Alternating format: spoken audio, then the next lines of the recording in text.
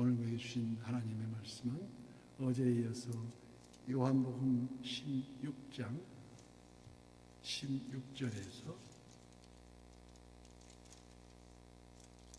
24절까지, 요한복음 16장 16절에서 24절까지 교독하고 마지막 절은 합독합니다.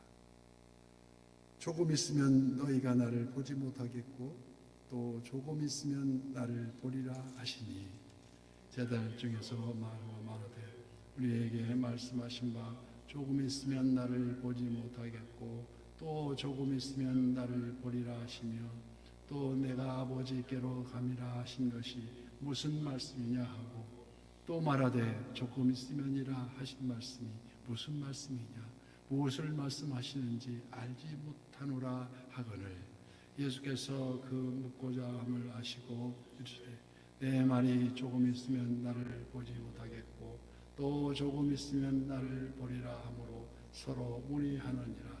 내가 진실로 진실로 너희에게 이르노니 너희가 곡하고 애통하겠으나 세상은 기뻐하리라. 너희는 근심하겠으나 너희 근심이 도리어 기쁨이 되리라. 여자가 해산하게 되면 그때가 아이였으므로 근심하나 아기를 낳으면 세상에 사람 난 기쁨으로 말미암아 그 고통을 다시 기억하지 아니하느니라. 지금은 너희가 근심하나 내가 다시 너희를 보리니 너희 마음이 기쁠 것이요 너희 기쁨을 빼앗을 자가 없으리라. 그날에는 너희가 아무것도 내게 묻지 아니하리라. 내가 진실로 진실로 너희에게 이르노니 너희가 무엇이든지 아버지께 구하는 것을 내 이름으로 주시리라. 다 함께요. 지금까지 너희에게 이름으로 아무것도 구하지 아니하였으나 구하라. 그리하면 받으리니 너희 기쁨이 충만하리라. 아멘. 오늘도 실시간 뉴스를 통해서 선한뉴스의 기도의 향연 속에 새벽을 깨우는 우리 성도님들 모두 여호와 샬롬 지키신 하나님의 평강과 풍성한 은혜를 축복합니다. 오늘 본문은 예수님께서 얼마 후면 십자가에 달리셔서 부활하실 것을 말씀하시나 제자들은 왜 그러한 일이 있어야 하는지 도대체 영문을 몰라 하고 있습니다.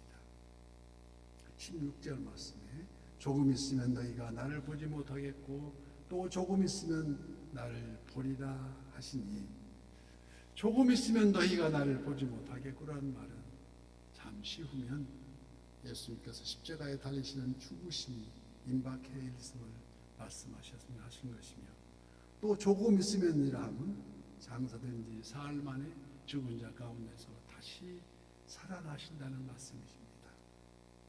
여기 이후부터 예수님을 따르던 제자들은 부활하신 후에 예수님을 다시 볼 수 있었으나 여전히 불신했던, 믿지 않았던 유대인들과는 다시는 대면하지 않는 그런 대면하는 기록이 전혀 나오지 않습니다.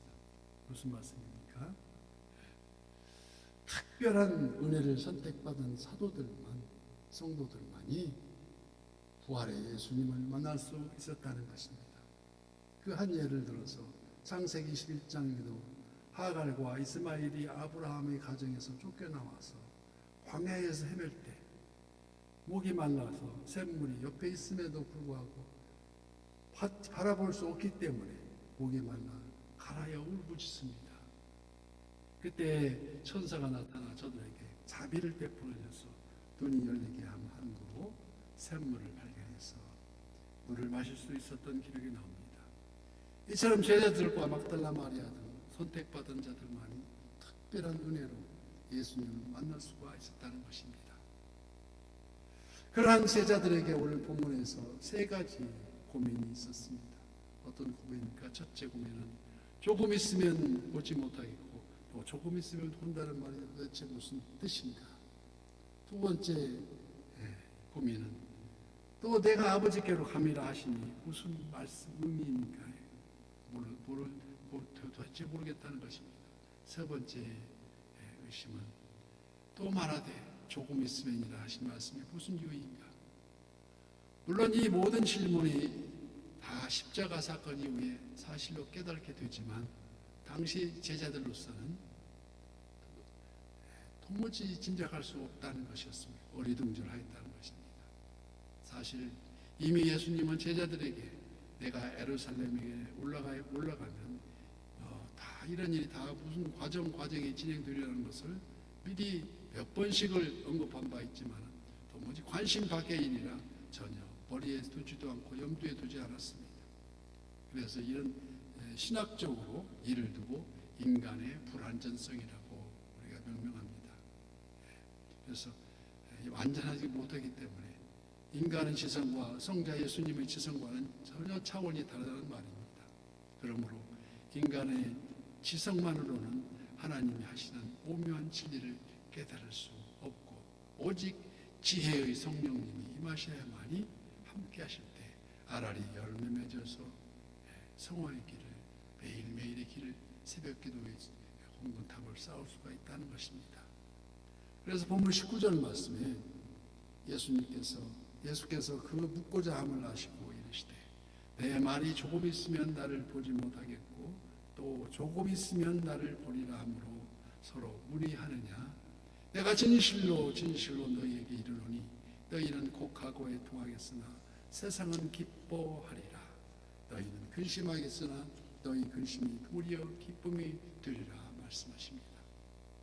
즉 사단의 지배에 사는 자들은 예수님이 십자가 형틀의 죽으심을 보고 저들이 승리를 했다고 또 저들의 목적을 이루게 되었다고 기뻐할 것이라는 것입니다. 그러나 장사된 지 사흘 만에 죽은 자 가운데서 다시 살아나셔서 부활하셔서 이 같은 놀라운 부활의 기쁨으로 근심이 제가 변하여 화관으로 변하고 애통과 근심이 환희의 기쁨으로 그 즉시 바꾸어질 것을 말씀하고 계십니다.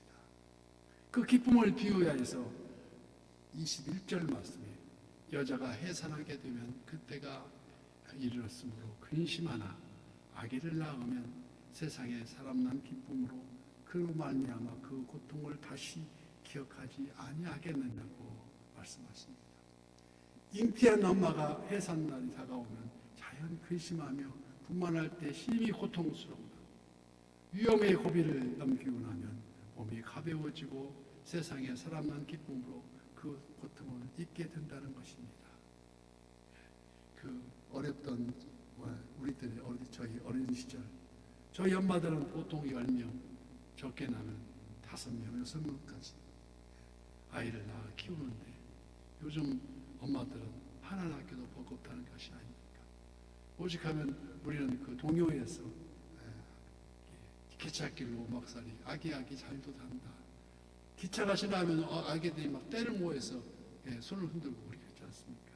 그때가 바로 어제 같은데 요즘 엄마들은 어떻습니까? 아이 하나 낳기도 버거웠어. 드디어 작년 이제까지 인구의 감소 추세가 세계 OECD 국가 중에서도 1위고 우리나라가 제1위랍니다. 1위 할 게 없어가지고 저출산 세계 1위로 기록하고 있지 않습니까?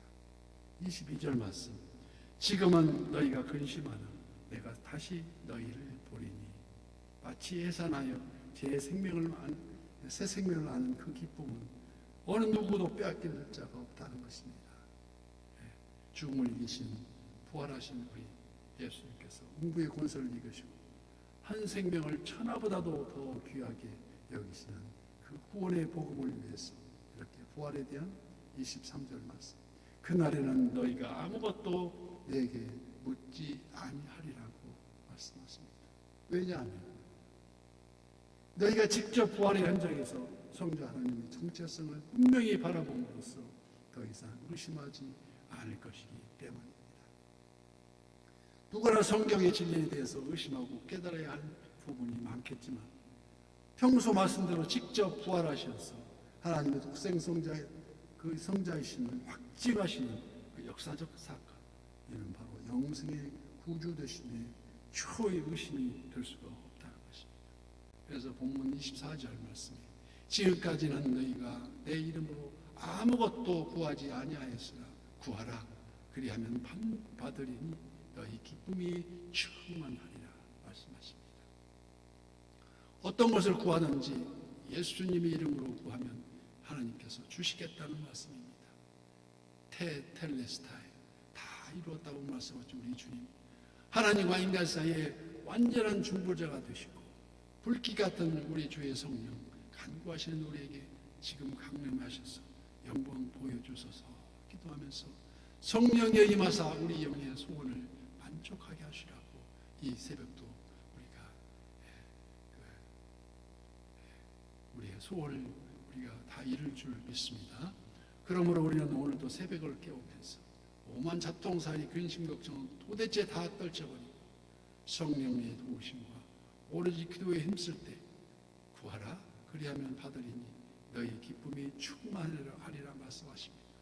근데 왜 구하는데 자꾸 이루어지지 않습니까? 우리 주님 음성이 들립니다. 어찌하여 의심하네요. 믿음이 작은 자요. 믿음이 작으니까 의심이 안기가 갔습니다. 마음에 꽉 차 있다는 소리 아니겠습니까? 우리가 열심히 하는 게 다 흩어내고 우리가 가는 길, 여기 선한 이웃의 공동체가 가는 길, 우리 주님 보시고 가장 적절할 때, 가장 적절한 방법으로 사람이 마음으로 자기 길을 계획할지라도 그의 걸음을 인도하시는 이는 여호와시니라고 말씀하시는 오늘 이 아침 오늘 또 주님이 주시는 기쁨으로 충만하시길 축복합니다.